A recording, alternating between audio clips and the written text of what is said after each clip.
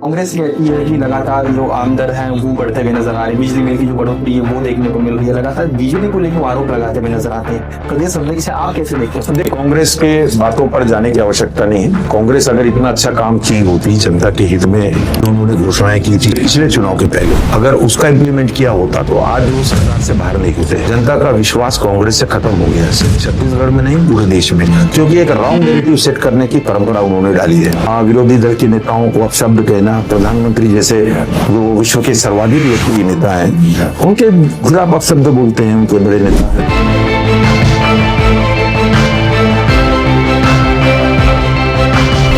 अच्छा ये बताइए, आप भी यहीं से बस्तर से? हाँ जी। मैं बस सिर्फ एक बात पूछने का अधिकार आपको है। मैं एक विषय रख रहा हूँ आपके सामने। आपने चित्रकूट भी देखा जी, तिलकगढ़ भी देखा, हाँ जी, कोटमसर भी देखा। पर्यटन के प्रमुख केंद्र हैं यहाँ पर। हमारे पूर्व मुख्यमंत्री आदरणीय डॉक्टर रमन सिंह जी के कार्यकाल में जो वहाँ पर बना, चाहे वो वहाँ का रेस्ट हाउस बना हो, विश्राम गृह, जो वहाँ पर हमारे पर्यटन की दृष्टि से जो कॉटेजेस बने, तीनों जगह की बात कर रहा हूँ। अब उसमें होम स्टे बन रहा है अभी।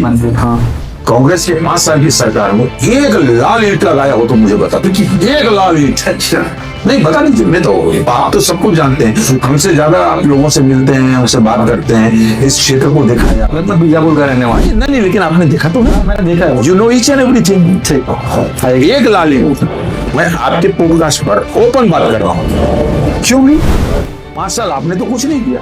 और जब हमारा होम स्टे बन रहा है, हमारे बेंगो राफ्टिंग के, मैं खुद जा रहा हूँ गोल महाराज देखा मैंने, वहाँ के युवा इसमें चल रहे हैं रोजगार में। हम पूरी कोशिश करते हैं कि स्थानीय लोगों को रोजगार डेफिनेटली मैं पॉडकास्ट पे बोल रहा हूँ। हमारा मुख्यमंत्री जी की भी संवेदनशीलता इस विषय पर, सिर्फ बस्तर ही नहीं, सरगुजा भी इसमें है।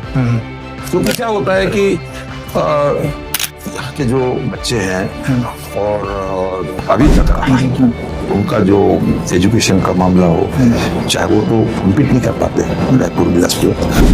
जितना बन सके, जितना हो सके, जहां तक संभव हो, क्योंकि वो अपनी सेवाएं भी यहाँ निरंतर देंगे। इस नेता का बात हुआ, मैं बिल्कुल साफ शब्दों में बात करूँ। 2028 में क्या विजन आपने रखा है कि किस तरीके से बस्तर को संभालने की कोशिश की जाए? डेवलपमेंट, विकास एकमात्र एजेंडा है। क्षेत्र का विकास, छत्तीसगढ़ का विकास, और हमारी सरकार लगातार इस ओर प्रयत्नशील है। What is your father role in your life? आपके पिता की भूमिका आपके जीवन में क्या है? बहुत है, फाइंड आउट करेंगे कैसे? बहुत है। हमारे पिताजी भी भारतीय जनता पार्टी में पदाधिकारी रहे, इस अविभाजित बस्तर में जिला के उपाध्यक्ष रहे हैं, और हमारी माँ साहब भी रही है। हमारे बड़े भाई साहब स्वर्गीय अमरदेव जी, पार्टी में उनको जाना जाता है बस्तर संभाग में, प्रदेश में, अविभाजित मध्य प्रदेश के समय, चाहे वो युवा मोर्चा हो, चाहे भारतीय जनता पार्टी हो। इस तरीके से पारिवारिक परिवेश है मेरा भारतीय जनता पार्टी का।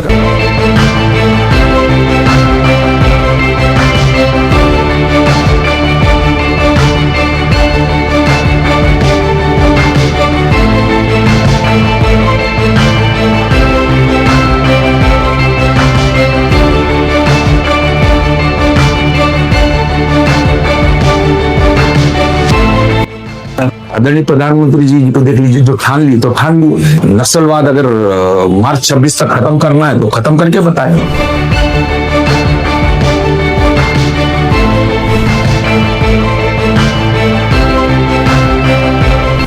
आज सशस्त्र नस्लवाद खत्म हुआ है और उसका लाभ भी मिल रहा है उन क्षेत्रों को विकास की दृष्टि से। यहाँ के बच्चों ने कभी मोबाइल नहीं देखा, जहाँ के बच्चे कभी सुकमा जिला के बच्चे कभी सुकमा तक नहीं आए इन क्षेत्रों के। बीजापुर के बीजापुर नहीं देखे थे, जगदलपुर नहीं देखा था जिन्होंने, आज आ रहे हैं। स्किल डेवलपमेंट का कार्यक्रम उनका चल रहा है। जो पुनर्वासित हमारे जो लोग हैं उनके लिए जिस विधा में वो सीखना चाहते हैं, सिलाई है, बहनों के लिए कढ़ाई बुनाई का मामला हो, खाना का मामला हो, कैटरिंग का मामला हो, आज यहाँ पे देख लीजिए आप कैटरिंग के काम कर रहे हैं पुनर्वासित लोग। निश्चित रूप से सरकार अपने वचनों पर पूरा काम करती है भारतीय जनता पार्टी।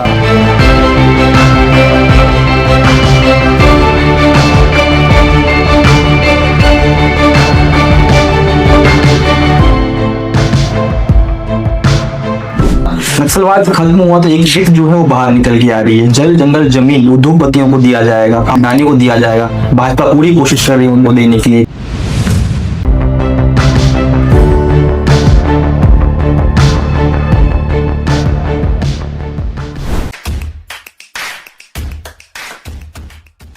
दुआर बस्तर।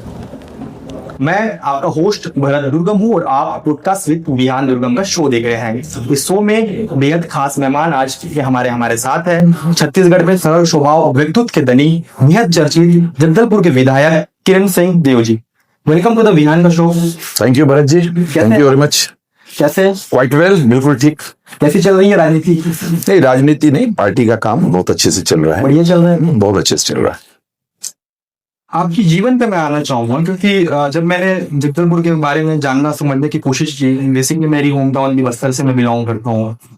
बहुत ज्यादा लोगों से जो जन संवाद है उसको लेके एक बहुचर्चित देखने को मिली। अब आसानी से लोगों के पास पहुंच रहे हैं और जन चौपाल लगा रहे हैं। आमतौर पे पुराने जमाने के जो लोग होते हैं वो पेड़ के नीचे ही लोगों से संवाद करते हैं, जो पंचायत लगती थी। तो आप उस तरीके से लोगों को अपनी ओर आकर्षित करने की कोशिश कर रहे हैं और लोगों को संवाद कर रहे हैं। नहीं, आकर्षित करने का प्रयास इसको नहीं कहते हैं, ये मेरे स्वभाव में भी है जी। और सबसे बड़ी बात यह है कि जन चौपाल कोई भी जनप्रतिनिधि तभी लगाता है जब जनता के लिए उसने कुछ किया हो।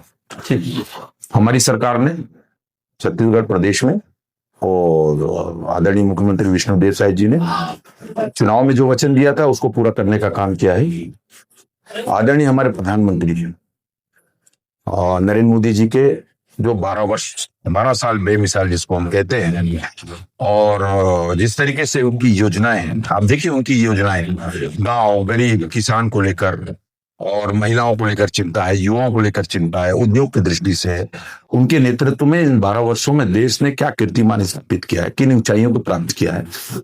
जब हम जाते हैं गांव में और चौपाल लगाते हैं तो हम बात करते हैं कि प्रधानमंत्री आवास कितने को मिला, नेताजी वंदन का लाभ कितने को मिला, कितने घरों में शौचालय बने, कितने घरों को राशन फ्री मिल रहा है गरीब परिवार को। इस तरीके से और अन्य अन्य योजना है, जल जीवन मिशन प्रारंभ हुआ है, कितना उसका प्रतिशत उनका लोगों को मिल रहा है, जहां नहीं मिल रहा है वहां की व्यवस्था करना।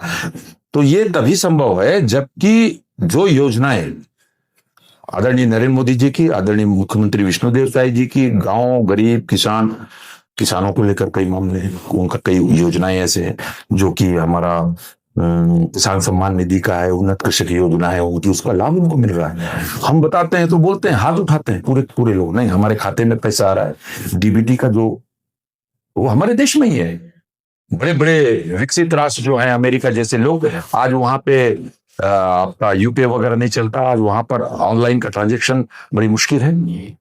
हमारे यहाँ जो मूंगफली जो बेचता है, जो ऑटो चलाता है, वो भी ऑनलाइन पेमेंट लेता है। जब आप जमीन पे बैठते हैं, लोगों से संवाद करते हैं, तो सबसे जटिल समस्या क्या नजर आती है? नहीं, जटिल समस्या ये नहीं है। देखिए क्या है, हम एक तरफा बात नहीं करते।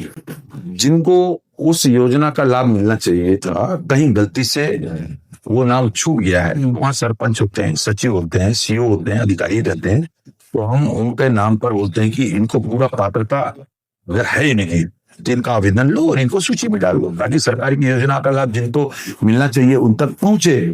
साथ ही साथ एक बड़ा ही आत्मीयता लगता है। मैं बस्तर से हूँ, हाँ जी, मेरे पुरखे 800 साल हो गए बस्तर से, तो एक माटी से प्यार है, बस्तर के लोगों से भी प्यार है, छत्तीसगढ़ के लोगों से भी प्यार है। तो एक मन में भाव है कि इनके साथ बैठना, इनके साथ इनकी बोली भाषा में बात करना, क्योंकि मैं हल्बी बोलता हूँ फ्रेंडली, तो उनके साथ बात करता हूँ। एक इंटरेक्शन होना चाहिए, बातचीत होना चाहिए, कहाँ क्या कमी है, कहाँ सरकार की कितनी महत्वपूर्ण योजना है और उसका लाभ जिस तेजी के साथ मिल रहा है, तो निश्चित रूप से वहां पर जो इस तरीके की बातें आते हैं वो भी आती है, तो उसको भी हम लोग समावेश। चर्चा होती है, मैंने यही पूछा, जब परिचर्चा होती है, संवाद होती है, जमीन पे बैठते हैं आप, वो आमतौर पे सबसे बड़ी समस्या क्या आपको नजर आती है? मेरे कहने का तात्पर्य है कि सबसे ज्यादा देखिए वो क्या देखने, मैं आपको बताऊं, शहर की बातें अलग है, शहर के विषय अलग आते हैं, मैंने ग्रामीण और ग्रामीण के विषय अलग आते हैं। ग्रामीण में मूल रूप से क्या है, पानी, हाँ जी, बिजली,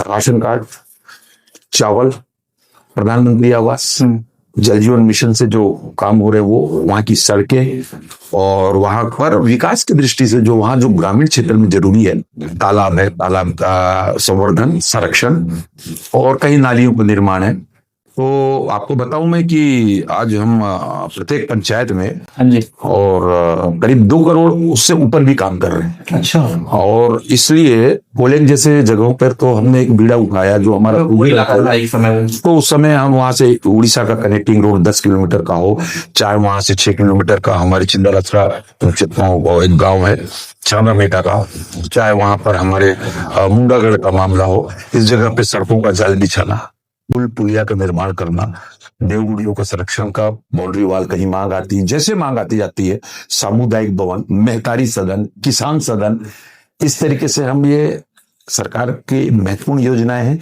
इसको कोशिश करते हैं कि जल्द से जल्द उन तक पहुंचे, इसका लाभ वो ले सको। तो इस तरीके से बैठ के जब बात करते हैं तो रिस्पांस भी अच्छा मिलता है, क्योंकि हम काम कर रहे हैं उनके लिए। इन 2.5 वर्षों में, आने वाले 2.5 वर्षों में ये काम की गति और तेज होगी। तो ये जानना भी समझना पड़ता है कि वास्तव में गांव के हमारे रहने वाले लोग, पंचायतों के लोग चाहते क्या है अपने गांव को विकास की दृष्टि से। स्वाभाविक रूप से हो जाता है। जी, एक सामान्य कार्यकर्ता, कार्यकर्ता से विधायक, विधायक से प्रदेश अध्यक्ष, बहुत बड़ी जिम्मेदारी है। सभी को संतुष्ट भी करना है, संतुष्ट नहीं करेंगे सवाल भी उत्पन्न होते हैं। कैसे देखते हैं आप? नहीं, मूल रूप से तो मैं कार्यकर्ता ही हूँ। हाँ जी। प्रदेश अध्यक्ष तो दायित्व है मेरा। ठीक। मुझसे पहले कई प्रदेश अध्यक्ष बने हमारे, बाद में कई बनेंगे, लेकिन मैं कार्यकर्ता तो हूँ। तो कार्यकर्ता का भाव, कार्यकर्ता का स्वभाव आपके अंदर रहना चाहिए। जब निर्णयों की स्थिति आती है तो भारतीय जनता पार्टी में कोई एक व्यक्ति निर्णय नहीं करता। हमारी निर्णय करने की टीम है, मुख्यमंत्री जी है, हमारे क्षेत्रीय महामंत्री संगठन है, प्रदेश के महामंत्री संगठन है, हमारे प्रभारी रहते हैं उसमें, और अन्य हमारे जो वरिष्ठ नेताओं की टीम से बात करके कोई निर्णय रहता है तो सब मिलकर निर्णय लेते हैं। ये भारतीय जनता पार्टी की परंपरा है। जब विधायक बने, जगदलपुर के विधायक बनने के वक्त, विधायक बनने से पहले क्या समस्या सबसे पहली प्रायोरिटी जिनको आपने दिया हो? नहीं, सबसे पहला बात तो यह है कि आपके व्यवहार में परिवर्तन नहीं आना चाहिए। आपको जिन कारणों से आपकी श्रेष्ठ जनता ने पसंद किया, आपके व्यवहार उसी तरीके से रहने चाहिए। बड़े होने का भाव नहीं आना चाहिए। कहते हैं ना, जिस वृक्ष पर फल लदे हों उसकी टहनियां झुकी हुई होनी चाहिए। तो हमारी सरकार है, राज्य में भी, केंद्र में भी सरकार है, इसके कारण कोई बहुत अहम का भाव नहीं आना चाहिए। आप ये कह रहे हैं गति का अंतर होता है अगर भाव नहीं, ये स्वभाव का विषय है। आप अपने मूल स्वभाव को परिवर्तित नहीं करना चाहिए और इंटरेक्शन होना चाहिए। जब तक आपसे अंतिम व्यक्ति न मिले तब तक उनसे मिलना भी, उनसे बात भी करना, यथा योग जितना बन सकता है उनकी सहायता करना। ये अगर आपके पास है तो मतलब मेरे, चाहे वो मेरे विधानसभा कार्यालय हो, चाहे मेरे आवास हो, वहां से कोई आदमी ये बोल के ना जाए कि हम इतने देर से खड़े थे, हमसे मिले नहीं। तो ये जनप्रतिनिधि के नाते बोल लीजिए या कार्यकर्ता के स्वभाव के नाते बोल लीजिए, तो इसमें थोड़ा सा भी बनावटीपन नहीं रहता। ये मेरे स्वभाव में। विधायक बनने के बाद, उसके बाद कोई अंतर नहीं। ये तो आप लोग अध्यक्ष बनने के बाद रूटीन में तो चेंज आई हुई है ना रूटीन में मतलब रूटीन क्या, देखिए भारतीय जनता पार्टी 24/7 365 दिन अपने कार्यक्रमों को करती है। ये मैं आपके उस पर बोल रहा हूँ। कितने घंटे करते हैं? क्योंकि मैं प्रदेश अध्यक्ष के दायित्व में हूँ। हाँ जी। जब मैं बैठक लेके या ऑनलाइन बैठक लेके जब अपने पदाधिकारी जनप्रतिनिधियों को और आदरणीय राष्ट्रीय अध्यक्ष जी के निर्देश, उनके आदेश से अवगत कराता हूँ कार्यक्रमों के संबंध में, तो ये कैसे संभव है कि मैं उसको ना करूं? मुझे तो सबसे पहले करना है वो। अभी आप इस चौपाल उसी का विषय है। हाँ जी। जनसंपर्क, विशेष जनसंपर्क मेरा प्रारंभ हो रहा है, वो उसी का विषय है। हमारी संगोष्ठी उसी का विषय है, प्रेस लेना उसी का विषय है। तो हम सरकार की योजनाओं को जनता तक ले जाने में संवाद के रूप में काम करते हैं। साथ साथ हमारे पार्टी के कार्यक्रम है, संरचना है, हमारा गठन है, बूथ कमेटी तक की इकाई हमारी है। हमारा प्रवास वहीं से चालू होता है। जब मैं बूथ कमेटी में जाऊंगा तो मंडल के अध्यक्ष भी जाएंगे, मतलब मंडल के अध्यक्ष जाएंगे तो जिला के अध्यक्ष भी जाएंगे, और जिला के अध्यक्ष जाएंगे तो फिर प्रदेश का पदाधिकारी भी जाएगा। हमारी प्रभारी की पद्धति है। तो भारतीय जनता पार्टी के आप ये सोचिए कि हमको कार्यक्रमों को, संगठन के कार्यक्रमों को लेकर सरकार के जो योजनाएं हैं उन कार्यक्रमों को भी नीचे तक पहुंचने में किस तरीके से हम अपनी भूमिका का निर्वहन कर सकते हैं, वो भूमिका का निर्वहन जैसे सभी कार्यकर्ता करते हैं वैसे मैं भी करता हूँ। सरकार की योजनाओं को अंतिम व्यक्ति तक पहुंचाने के लिए आप लगातार कार्य कर रहे हैं, लेकिन प्रदेश में हाल ही के दिनों में उपचुनाव हुआ, वहां पे टिप्पणी जन की सरकार कहाँ विफल रहेगी? आखिर देखिए, ये छोटे सभाओं के चुनाव होते हैं। हाँ जी। और छोटे सभाओं के मतलब आपको ये मान के चलना पड़ेगा कि आपका पर्सनालिटी ओरिएंटेड भी चुनाव होते हैं ये। हाँ जी। और ग्राम पंचायत के चुनाव हो या वार्ड मेंबर के चुनाव हो, लेकिन उसमें भी हमारी सफलता बहुत अच्छी है। अच्छा। नगर पंचायतों के 5 में से 3 हमने जीते हैं, ऐसा नहीं है। पार्षदों में भी 7 में हमारे 4 या 5 हमारे पास है।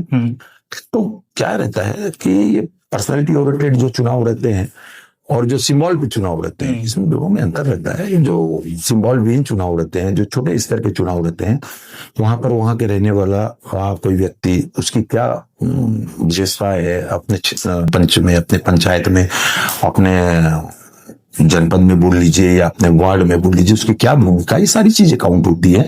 तो जहां राजनीति के क्षेत्र में तो ये संभावना है, जहां पराजित हुए उसको लेकर समीक्षा की गई कि डेफिनेटली इसमें ऐसा नहीं होता है। छोटे चुनाव है, सिंगल पोलिंग चुनाव है, तो इसमें हमको ये निश्चित रूप से भारतीय जनता पार्टी अपनी जीत की भी समीक्षा करती है, और वहां हम हारते हैं वहां की भी समीक्षा होती है।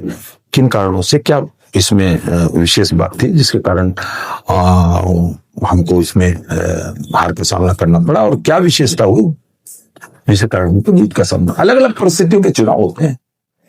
कांग्रेस कहती है कि लगातार जो आमदन है वो बढ़ते हुए नजर आ रहे हैं, बिजली बिल की जो बढ़ोतरी है वो देखने को मिल रही है, लगातार बीजेपी को लेकर आरोप लगाते हुए नजर आते हैं। प्रदेश अध्यक्ष से आप कैसे देखते हैं? देखिए, कांग्रेस के बातों पर जाने की आवश्यकता नहीं है। कांग्रेस अगर इतना अच्छा काम की होती जनता के हित में, जो उन्होंने घोषणाएं की थी चुनाव के पहले, पिछले चुनाव के पहले, अगर उसका इंप्लीमेंट किया होता तो आज वो सरकार से बाहर नहीं गए थे। जनता का विश्वास कांग्रेस से खत्म हो गया, सिर्फ छत्तीसगढ़ में नहीं, पूरे देश में, क्योंकि एक रॉन्ग नैरेटिव सेट करने की परंपरा उन्होंने डाली है। हाँ, विरोधी दल के नेताओं को अपशब्द कहना, प्रधानमंत्री जैसे जो विश्व के सर्वाधिक लोकप्रिय नेता हैं, उनके खिलाफ अपशब्द बोलते हैं उनके बड़े नेता। आप देख लीजिए, उनके फेसबुक आईडी को निकाल के देख लीजिए आप। ये परंपरा हमारी नहीं है।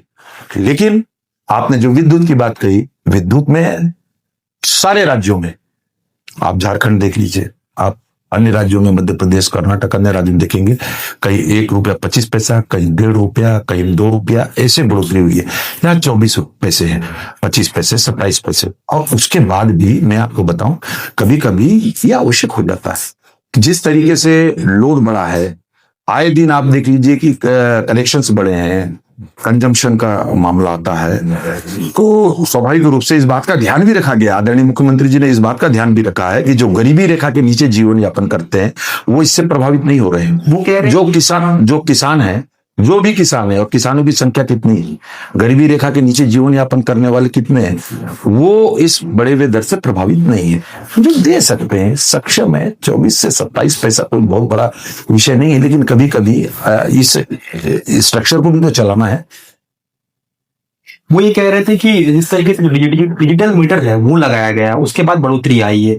यूपी की अगर बात की जाए तो यूपी में भी इस तरीके की चीजें देखने को मिली थी, जनता में आक्रोश देखने को मिला था, उसके बाद सरकार को वापस लेना पड़ा था। तब जाके अलग अलग विषय रहता है, अलग अलग प्रदेशों के अलग अलग विषय रहते हैं। और मैं तो ये बता रहा हूं कि कांग्रेस इस विषय को, देखिए क्या है, जनता क्या सोचती है, कांग्रेस क्या सोचती है, उससे हमको नहीं फर्क पड़ता। हमको प्रमाण पत्र कांग्रेस से नहीं लेना है, हमको प्रमाण पत्र जनता से लेना है। तो जनता ने हमको प्रमाण पत्र दिया है, चारों चुनाव में दिया है, नगरीय निकाय में भी जनता ने दिया है, और स्त्री पंचायत में भी जनता ने हमको अपना आशीर्वाद दिया है। छत्तीसगढ़ की जनता ने विधानसभा में तो दिया ही है, लोकसभा में भी हमको जनता ने आशीर्वाद दिया है। जनता का प्रमाण पत्र बहुत महत्वपूर्ण होता है। अब वो विपक्ष में है, तो जरा जब आप लोग बात करते हैं तो इस विषय को बताना चाहिए उनको कि पिछले 5 साल में जिस तरीके के गड़बड़ घोटाले हुए, बड़े बड़े स्कैम किए, जिस तरीके से शराब में गड़बड़ी हुई, क्यों उनके ज्यादा से ज्यादा लोग जेल में और आधे से ज्यादा लोग बेल में हैं, इस पर भी बात होनी चाहिए। उस विषय पर क्यों नहीं बोलते? जो हजारों करोड़ के घोटाले इन्होंने किए, चाहे वो गोठान घोटाला हो, चाहे शराब का घोटाला हो, किस तरीके से चारों ओर त्राही त्राही मची हुई थी, आज वो स्थिति नहीं है। आपके इस पॉडकास्ट में बोल रहा हूं इस चीज को, मैं इस पर डिबेट में भी तैयार हूं। तो निश्चित रूप से और कभी कभी परिस्थितियां ऐसी होती है, अलग अलग प्रदेश के अलग अलग विभिन्न भिन्न प्रदेश परिस्थितियां होती है। कहीं कोई विषय नहीं आता, लेकिन क्या है, जहां जनता समझदार है, जनता जानती है कि हमारे हित के लिए ही कदम उठाया जा रहा है, और कोई भी चीज जब जनता के हित में उठाया जाता है तो निश्चित रूप से जनता उसको स्वीकार करती है, और समय समय पर उस पर उसका मूल्यांकन भी करती है। प्रदेश अध्यक्ष बनने के बाद आपकी जिंदगी में सबसे बड़ा बदलाव क्या आया? नहीं, वही हूँ, वैसे ही हूँ मैं, वैसे ही है जैसे। हाँ, कौन सा हमेशा जिंदगी में प्रदेश अध्यक्ष बने रहना है क्या? पहले हमारी भारतीय जनता पार्टी पूरे आंतरिक लोकतंत्र पर चलती है, और सबका एक टाइम पीरियड फिक्स है कि ये इसका प्रदेश अध्यक्ष का कार्यकाल कितना है, जिला अध्यक्ष का कार्यकाल, मंडल अध्यक्ष का कार्यकाल, सभी कार्यकाल वो है। तो इस बात का क्यों हमारे ऊपर भाव आए कि आज मैं प्रदेश अध्यक्ष हूँ? प्रदेश अध्यक्ष राष्ट्रीय नेतृत्व ने, हमारे राष्ट्रीय संसद बोर्ड ने इसलिए बनाते हैं कि वो पार्टी की चिंता करे, कार्यक्रमों की चिंता करे, कार्यकर्ताओं की चिंता करे। और मैं अपना कोशिश कर रहा हूं कि इस विषय पर ज्यादा से ज्यादा अपना समय दूं, ज्यादा से ज्यादा कार्यकर्ताओं के बीच कार्यक्रमों को लेकर जाऊं। राजनीति में इतना व्यस्त रहने के बाद परिवार के लिए किस तरीके से समय व्यतीत कर पाते हैं किरण जी? नहीं, वो परिवार का बड़ा सपोर्ट रहता है, तभी हम लोग इतना समय देते हैं। मैंने आपको कहा कि 24/7 हमारा एक कार्यक्रम नहीं खत्म होता है, हम दूसरे कार्यक्रमों में चल जाते हैं। हमारा एक चुनाव खत्म नहीं होता है, हम दूसरे चुनाव की तैयारी में लग जाते हैं। भारतीय जनता पार्टी की विशेषता ये, इसलिए आज विश्व का सबसे बड़ा राजनीतिक दल है, विश्व का सबसे ज्यादा राजनीतिक दल है। 16 करोड़ से ज्यादा हमारे प्राथमिक सदस्य पूरे देश में है। हमारे छत्तीसगढ़ में 60 लाख से ज्यादा प्राथमिक सदस्य हैं हमारे। तो इस तरीके से भारतीय जनता पार्टी और संगठन को मजबूत करने की दृष्टि से जितने दूर तक जाना हो हम जाते हैं। आपकी लव स्टोरी काफी बड़ी इंटरेस्टिंग है। शादी की अगर बात की जाए, लोग जानना चाहते हैं विधानसभा की अगर बात की जाए, प्रदेश की अगर बात की जाए, लव मैरिज थी अरेंज मैरिज? नहीं, अरेंज मैरिज थी, आप उसमें मत जाइए। अरेंज मैरिज थी, बिल्कुल अरेंज मैरिज थी। उसमें 2028 में विधानसभा चुनाव है, भाजपा की रोड मैप क्या है? नहीं, बिल्कुल भाजपा अपनी योजना है, सरकार की योजना है। हाँ, हमारे आदरणीय मुख्यमंत्री जी ने, देखिए 5 साल कांग्रेस की सरकार थी, केंद्र की हमारे आदरणीय प्रधानमंत्री जी की महत्वाकांक्षी योजना थी प्रधानमंत्री आवास, गरीब परिवारों को छत देने का, पक्का छत देने का। 5 साल इन्होंने कालम तोल करके उसको गरीबों का हक छीनने का काम किया। हमारे मुख्यमंत्री आदरणीय विष्णुदेव साय जी ने, और मुख्यमंत्री पद की शपथ लेते ही उन्होंने निश्चय किया कि जब तक मैं 18 लाख परिवार के और फाइल पे दस्तखत नहीं कर दूंगा, हस्ताक्षर नहीं कर दूंगा, स्वीकृति नहीं दे दूंगा, मैं मुख्यमंत्री निवास नहीं जाऊंगा। आज देखिए आप इतने ज्यादा संख्या में बन रहे हैं। आज आदरणीय मंत्री जी शिवराज, केंद्रीय मंत्री शिवराज जी ने और इसको बढ़ा दिया, आज 23 लाख हो गए, 18 लाख से 23 लाख हो गए। तो मेरा ये कहने का मतलब है, हमारे मुख्यमंत्री जी, भारतीय जनता पार्टी ने जब पिछले चुनाव में थे हम, तो हमने वचन दिया था कि हम चुनाव में अगर सरकार में आते हैं, आने के बाद हमारी विवाहित बहनें, वो गरीब परिवार से हैं, मध्यम वर्गीय परिवार जिनको की आवश्यकता है, जो वंचित परिवार से हैं, उनको हम 1000 रुपए उनके खाते में डालें। 72 लाख 70 लाख करीब आसपास, और बहनों के खाते में निश्चित तिथि में 1000 रुपया जा रहा है। तो भारतीय जनता पार्टी जो कहती है, सरकार के आने के बाद वो कहती है, अपने वचनों को भूलने का काम भारतीय जनता पार्टी की सरकारें नहीं करती। तो ऐसे कई है, आदरणीय प्रधानमंत्री जी को देख लीजिए, जो ठान ली तो ठान ली, नक्सलवाद अगर मार्च 26 तक खत्म करना है तो खत्म करके बताए। आज सशस्त्र नक्सलवाद खत्म हुआ है, तो उसका लाभ भी मिल रहा है उन क्षेत्रों को विकास की दृष्टि से, जहाँ के बच्चों ने कभी मोबाइल नहीं देखा, जहाँ के बच्चे कभी सुकमा जिला के बच्चे कभी सुकमा तक नहीं आए, उन क्षेत्रों के, बीजापुर नहीं देखे थे, जगदलपुर नहीं देखा था जिन्होंने, आज आ रहे हैं। स्किल डेवलपमेंट का कार्यक्रम उनका चल रहा है, जो पुनर्वासित हमारे जो लोग हैं उनके लिए जिस विधा में वो सीखना चाहते हैं, सिलाई है, बहनों के लिए कढ़ाई बुनाई का मामला हो, खाना का मामला हो, कैटरिंग का मामला हो, आज यहाँ पे देख लीजिए आप कैटरिंग के काम कर रहे हैं पुनर्वासित लोग।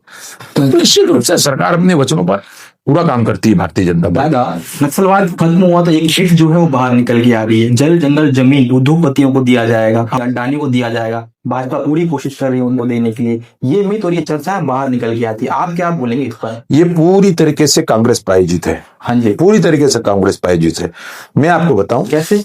देखिए क्या होता है, कांग्रेस चाहे केंद्र में हो चाहे राज्यों में हो, वो बिना सरकारों के रह नहीं सकती, उसको सरकार में आना है। आप इसके एक भी बात बता दीजिए।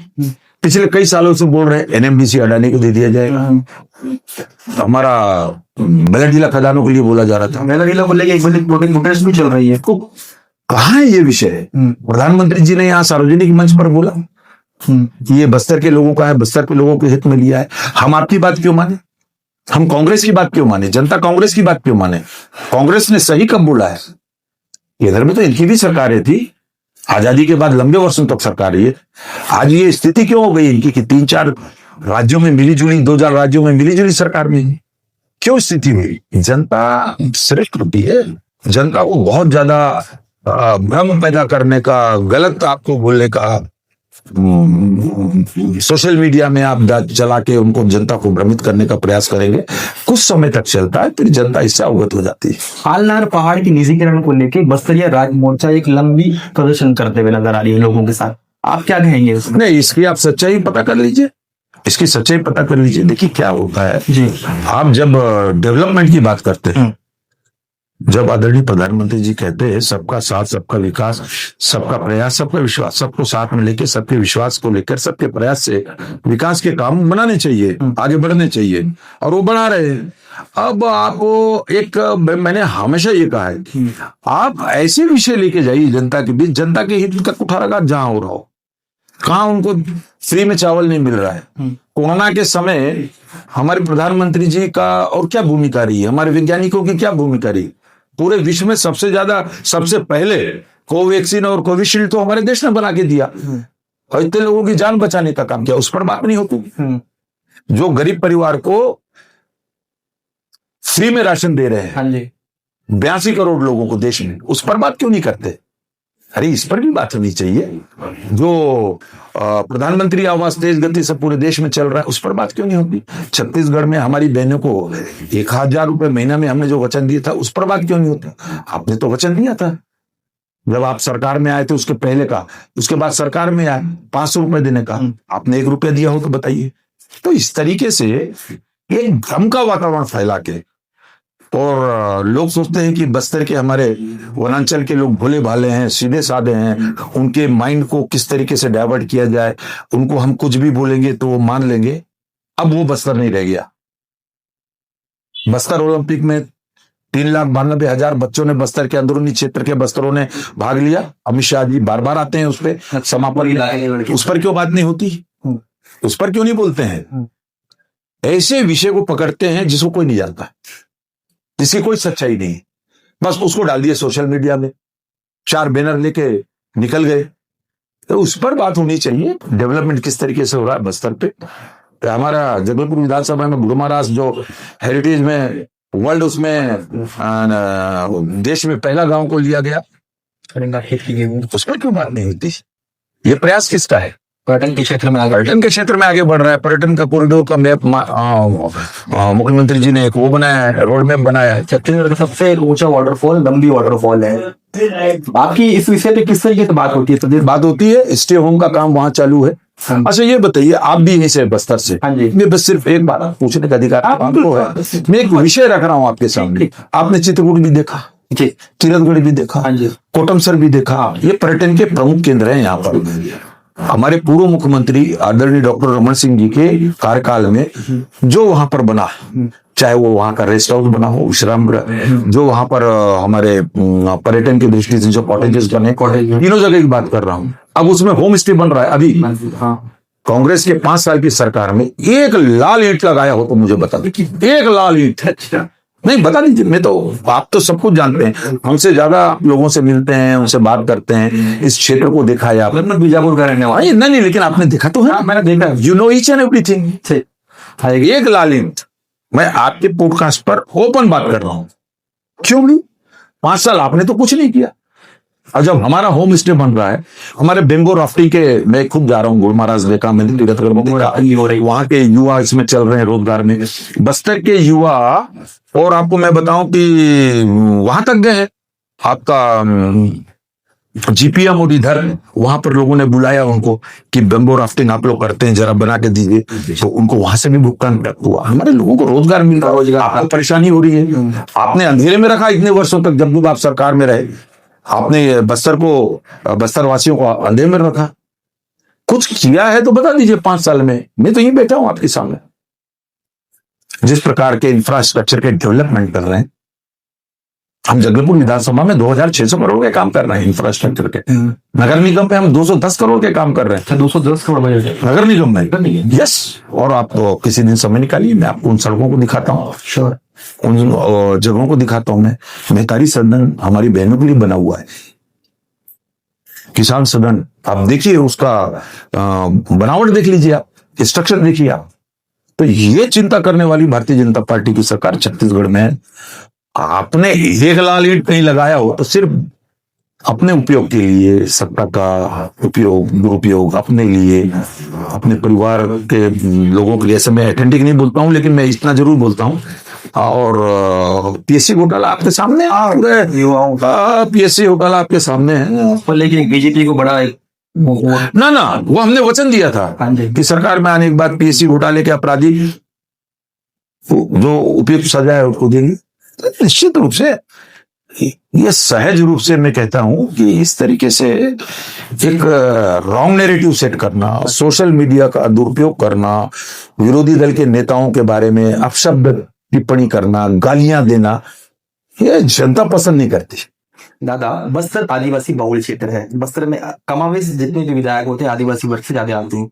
ऐसे में लगातार एक आउटसोर्सिंग बड़ा मुद्दा है। सरकार किसी की भी हो, बीजेपी की बात की जाए, कांग्रेस की बात की जाए, स्थानीय स्तर पर जो शिक्षा, मतलब नक्सलवाद आंतरिक समस्याओं से बस्तर जूझ रहा है। इस वजह से यहाँ के जो लोग हैं, अंदरूनी इलाके के जो लोग हैं, वो शिक्षा से वंचित रहे।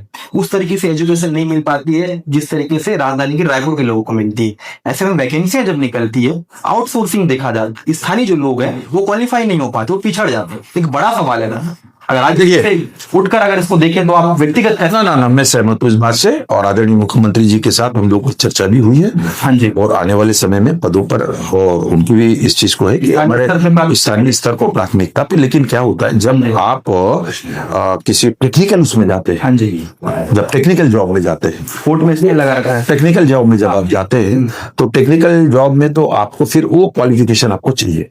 उस क्वालिफिकेशन की तैयारी भी हो रही है। आप अगर ऐसे देखा जाए तो आपको मैं बता दूं कि medical college Dantewada medical college का काम वहां पे खुल रहा है, कांकेर में खुल गया है। हमारे उसी प्रकार से हमारे टेक्निकल जो पॉलिटेक्निक कॉलेज हो, चाहे हमारा इंजीनियरिंग का मामला हो, चाहे गर्ल्स पॉलिटेक्निक का मामला हो, चाहे आईटीआई का मामला हो, आपको कोटा में मिल जाएगा। आप तो उधरी के हैं, बीजापुर में मिल जाएगा आईटीआई। किस समय खुला ये तो डॉक्टर रमन सिंह जी के समय खुला। ये क्यों खुला है? लेकिन 4 दशक तक जिस प्रकार से यहाँ पर अंदरूनी क्षेत्रों में, अब आदरणीय मुख्यमंत्री जी ने एक योजना बनाई, नियत नेल्लानार योजना, मेरा अपना अच्छा गांव। उस योजना के तहत करीब 40 से भी ज्यादा योजनाएं, केंद्र सरकार की भी, राज्य सरकार भी। वहां राशन कार्ड दूंगा वहां पे लोगों के लिए, वहां प्रधानमंत्री आवास, वहां जल जीवन मिशन के काम, वहां विद्युत की व्यवस्था, वहां प्राइमरी स्कूल, वहां मिडिल स्कूल, बच्चों को शिक्षा से जोड़ना, वहां स्वास्थ्य की सुविधाएं पहुंचाना, सड़कों का निर्माण, इंफ्रास्ट्रक्चर का डेवलपमेंट, ये सारी बातें। और इसको लेकर रोड मैप के साथ काम में आगे बढ़ रही है। वहां टावर का भी जो हमने विषय जो है टावर का, क्योंकि नेटवर्क वहां जरूरी है, नेटवर्क का काम हो रहा है। काम आप पूरी कोशिश करते हो कि स्थानीय लोग रोजगार डेफिनेटली मैं पॉडकास्ट पे बोल रहा हूँ। हमारा मुख्यमंत्री जी की भी संवेदनशीलता इस विषय पर, सिर्फ बस्तर ही नहीं, सरगुजा भी इसमें है। क्योंकि क्या होता है कि यहाँ के जो बच्चे हैं और अभी तक का उनका जो एजुकेशन का मामला हो, चाहे वो तो कंप्लीट नहीं कर पाते रायपुर बिलासपुर, तो जितना बन सके, जितना हो सके, जहां तक संभव हो, तो क्योंकि वो अपनी सेवाएं भी यहाँ निरंतर देंगे। इसलिए तो बात हुआ, मैं बिल्कुल साफ शब्दों में बात करता। लगातार प्रदेश में एक चर्चा है कि मंत्रिमंडल में विस्तार किया जा रहा है, कई मंत्रियों के नाम कटे जा रहे हैं। और कुछ लोगों ने बंगाल में जिस तरीके से काम किया, उन नेताओं को राष्ट्रीय स्तर तक लेने की कोशिश की जा रही। नई कार्यकारिणी की विस्तार होने वाली है। प्रदेश अध्यक्ष किरण देव मंत्री बनने वाले हैं। नहीं, ये देखिए, मैं आपको इसमें स्पष्ट बोलूं कि सभी प्रकार की इस तरीके की और विषय को तय करने का काम ये हमारे अधिकार क्षेत्र में नहीं है। इस पर नो नो नो नो मैं भारतीय जनता पार्टी का कार्यकर्ता हूँ, ये मेरी इच्छा है। अच्छा, ये आपकी इच्छा है? हाँ, मैं भारतीय जनता पार्टी का कार्यकर्ता हूँ, भारतीय जनता पार्टी का कार्यकर्ता हमेशा रहूंगा मैं। हमारे राष्ट्रीय नेतृत्व और हमारे आदरणीय प्रधानमंत्री जी हैं, आदरणीय हमारे वरिष्ठ नेता गृह मंत्री जी हैं, एक टीम है राष्ट्रीय स्तर पर जी।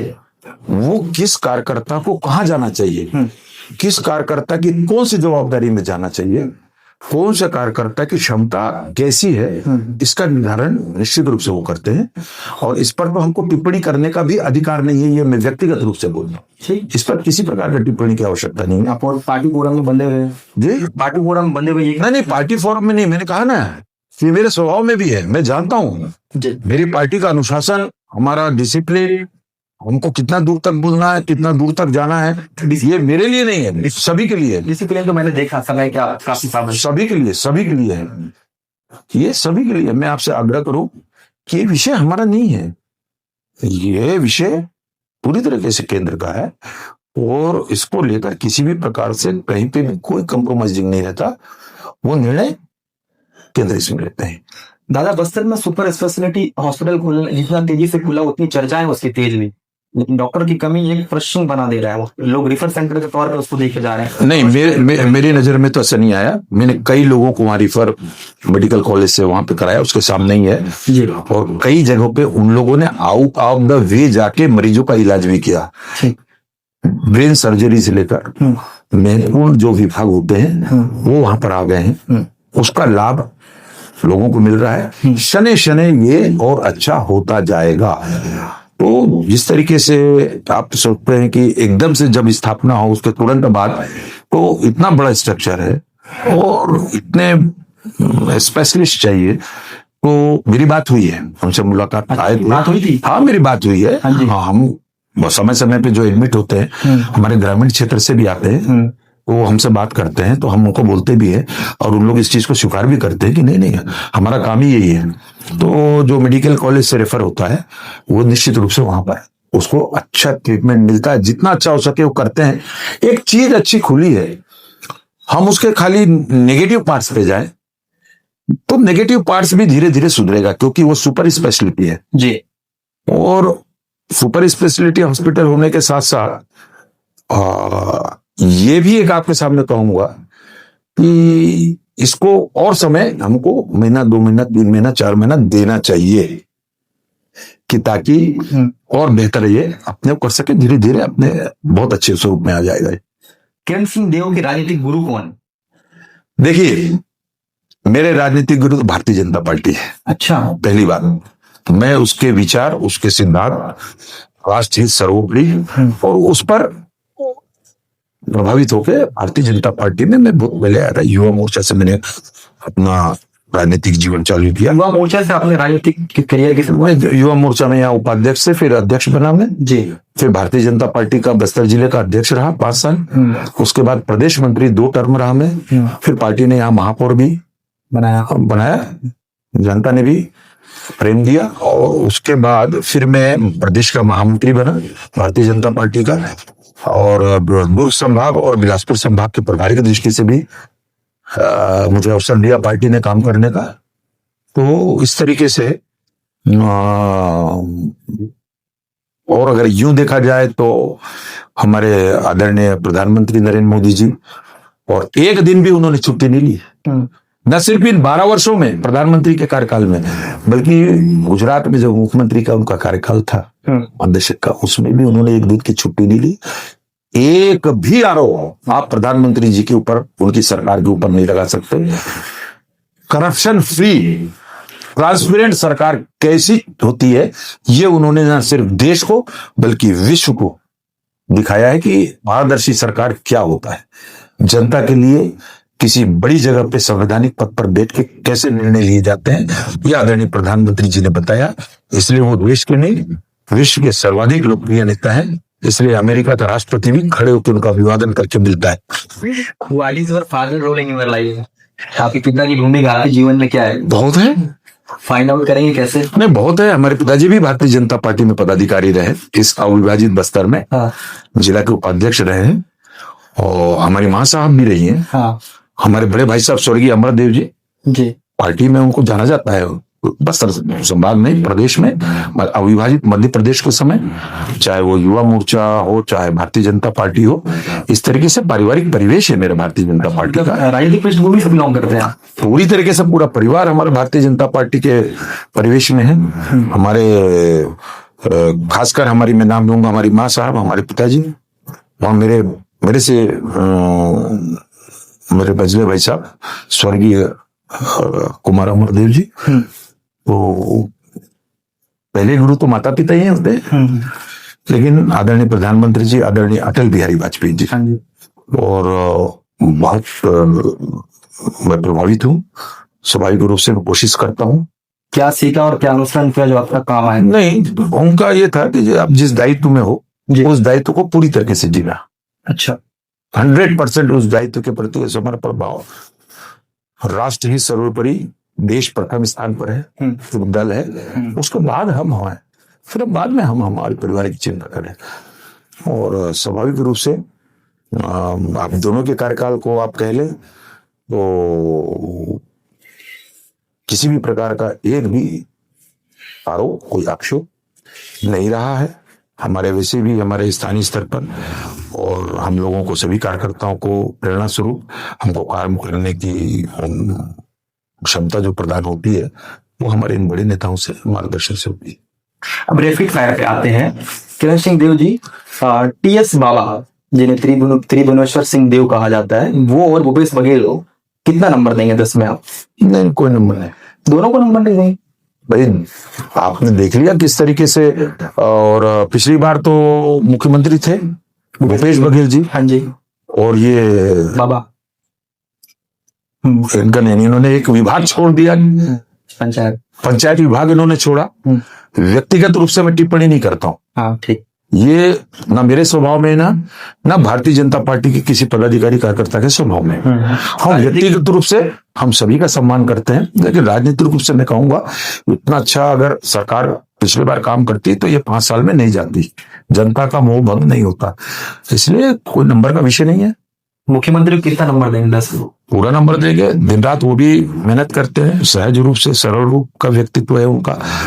और कभी आपने मुख्यमंत्री जी के विषय में कभी ये नहीं सुना होगा कि उन्होंने किसी से अभद्रता, किसी से गलत टिप्पणी, या किसी के बारे में उन्होंने कोई गलत ऐसा बात कहा हो। और बड़ी निपुणता के साथ, कुशलता के साथ 2.5 साल में उन्होंने और देश की, प्रदेश की जनता को अपने योजनाओं को समर्पित किया है, लोकार्पित किया है। 2028 में क्या विजन आपने रखा है, किस तरीके से बस्तर को संभालने की कोशिश की जाएगी? डेवलपमेंट, विकास एकमात्र एजेंडा है। क्षेत्र का विकास, छत्तीसगढ़ का विकास, और हमारी सरकार लगातार इस ओर प्रयत्नशील है। किरण सिंह देव का सपना क्या है? सपना ये है कि जो दायित्व मिले उस दायित्व को अच्छे से और ईमानदारी से उसका निर्वहन करें, और कोशिश करें कि जिस दायित्व में रहें उसका ज्यादा से ज्यादा लाभ जनता को मिले। बस्तर में रेत माफिया को लेकर लगातार कांग्रेस आरोप लगाती है, अवैध उत्खनन की जा रही है, इंद्रावती नदी जो सीना है उसको चीरकर अवैध परिवहन किया जा रहा है। बीजापुर के मिंगाचल की बात की जाए या फिर कोंटा की बात की जाए, कई इलाकों पे आप बस्तर के रहने वाले हैं, आप कैसे देखते हैं? देखिए, पहला लाइन तो मैं ये दे दूं, हाँ जी, कि आदरणीय मुख्यमंत्री जी का अभिवादन, अभिनंदन जी, उन्होंने इसको ऑनलाइन कर दिया। अब टेंडर पे लोग जा रहे हैं, टेंडर से ले रहे हैं काम। लेकिन जो अवैध परिवहन हो रहे हैं, सुनिए मैं आपको बता रहा हूँ ना, अवैध परिवहन पर कार्रवाई हो रही है जी, दंडात्मक कार्रवाई भी हो रही है, और जो उसके लिए मापदंड बने हुए वो भी कार्रवाई हो रही है। दूसरी बात मैं ये कहूं कि इस विषय पर कांग्रेस को बोलने का अधिकार नहीं है। अच्छा, हाँ, अरे जिस तरीके से टोल घोटाला आपने सुना है? हाँ सुना है मैंने। अपने पश्चिम बंगाल में वो कटमनी और टोला, ये सब सुना था ना टोला, ये छत्तीसगढ़ में 5 साल चला है। जिस तरीके से चौक चौराहे पे बैठकर और जिस तरीके से प्रत्येक ट्रक से 25 रुपया प्रति टन लिया जाता था, ये सब जानते हैं पूरा छत्तीसगढ़। क्या बात करेंगे इन लोग? इनको बात करने के लायक जनता ने छोड़ा ही नहीं है। इसलिए मैं नहीं मानता कि कांग्रेस के किसी बात पर इस तरीके से प्रतिक्रिया दिया जाए। कौन सा घोटाला नहीं हुआ? बड़े बड़े स्कीम हुए। ऐसा कौन सा स्कीम है हमारे 2.5 साल की सरकार में? मैं इस बात को कहता हूं कि छोटी मोटी बातें इतना इस बड़े राज्य में चलता है। कहीं से कोई विषय आ गया, कोई एक विषय आ गया तो उस पर तुरंत इनिशिएटिव लेने का निर्देश आदरणीय मुख्यमंत्री जी का है। यहाँ पर बहुत है बोलने के लिए, काफी कुछ है। महादेव ऐप से लेकर सारा कुछ जाना है किस तरीके से छत्तीसगढ़ की जनता ने और देश ने देखा है। राजनीति में जो युवा आना चाहते हैं उनको क्या कहेंगे आप? नहीं, स्वागत है, युवाओं का स्वागत है। और भारतीय जनता पार्टी में तो युवा मोर्चा के लिए हमने 35 साल के नीचे का केंद्र ने, हमारे राष्ट्रीय अध्यक्ष जी ने उसका पूरे देश में लागू भी किया है और हम उस पर चले भी हैं। तो युवा नेतृत्व की बहुत आवश्यकता है। युवा नेतृत्व देश की धारा को, देश की गति को बढ़ाने का काम करते हैं। वो एक अच्छी भावना के साथ, राष्ट्र प्रेम के साथ युवाओं का भारतीय जनता पार्टी में स्वागत है। खेल में आप काफी अच्छे मजेदार खिलाड़ी नजर आते हैं। बल्ले की बात की जाए या फिर अन्य गेम की अगर बात की जाए, बस्तर को एक समय नक्सलगढ़ की ओर देखा जाता था, वो नक्सलगढ़ खेलगढ़ की ओर अग्रसित होते हुए नजर आ रहा है। बीजापुर की बात की जाए या फिर अन्य इलाकों की बात की जाए, सॉफ्टबॉल की बात की जाए, सॉफ्टबॉल में आदिवासी बहुल क्षेत्र के बच्चे इंडिया को रिप्रेजेंट कर रहे हैं, इंडिया टीम से खेल रहे हैं, कांस्य पदक लेके आ रहे हैं। बड़ी उपलब्धि है, बड़ी अचीवमेंट है। कैसे देख रहे हैं आप? धन्यवाद आपका। मैं खेल जगत से ही क्रिकेट में बस्तर में रह के 80s में 70s में जितने दूर तक खेला जा सकता था उस समय सीमित संसाधनों में मैंने क्रिकेट खेला है।